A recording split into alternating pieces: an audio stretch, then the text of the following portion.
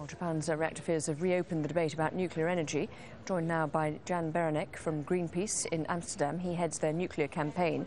So what is your argument at this point? I mean, clearly this kind of situation worries everyone, but what's your main argument about this?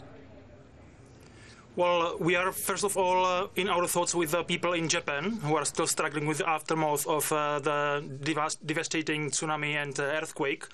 And it's even more sad, actually, and disturbing to see that the same people need to struggle with a deep nuclear crisis that is at the edge of turning into a catastrophe. And again, this shows that nuclear power is inherently unsafe.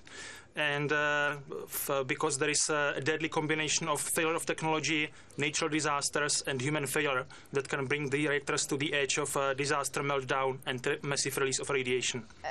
Some of the guests we've been speaking to, though, have been saying that actually most of the systems have functioned, and these are just completely extraordinary situation, which you can't predict. And even in those circumstances, they think that some of the safety mechanisms have actually worked to an extent. Yes, and this is actually part of the problem, because the nuclear industry is always saying this cannot happen, and at the end we actually see situations that become unexpected, and scenarios that they weren't able to imagine or predict are materializing. In this specific case, actually we can see an example of a generic problem, design problem of all the light water reactors, which is the fact that even if you shut down the reactor, stop the reaction, then you need to provide active cooling for the reactor. And then this is becoming potentially a problem, because there is no electricity coming from the reactor. The power plant could be shut off the external grid, so there is no supply of electricity coming from outside. Right. And then the only thing to run the pumps to keep the cooling on is actually internal electricity sources, which is based on diesel generators, which can fail. They can fail because of earthquake or tsunami, like in Fukushima, but they can fail because of other reasons.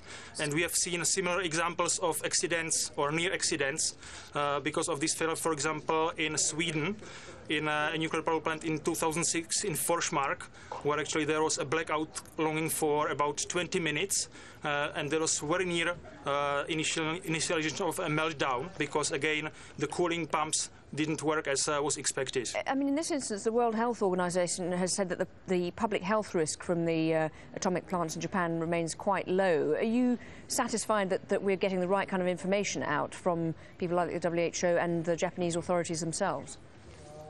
Well, I think when it comes to Japanese authorities, there is a big problem, because there is no transparency. We haven't heard any information about what is the scale of the meltdown, of the damage of the nuclear fuel. We haven't heard how much radioactivity actually escaped to the atmosphere during the venting or by leakage. We don't know what is the situation about spent fuel cooling ponds, which are sitting on the top of the containment without any protection at the moment. And if the failure of cooling happens to these spent fuel ponds, we can see major release of radiation that would go directly to the air. So there are many questions, and there are almost no answers. I would agree that at the moment, luckily enough, the contamination released has been pretty limited, so the health impacts on population are at the moment low.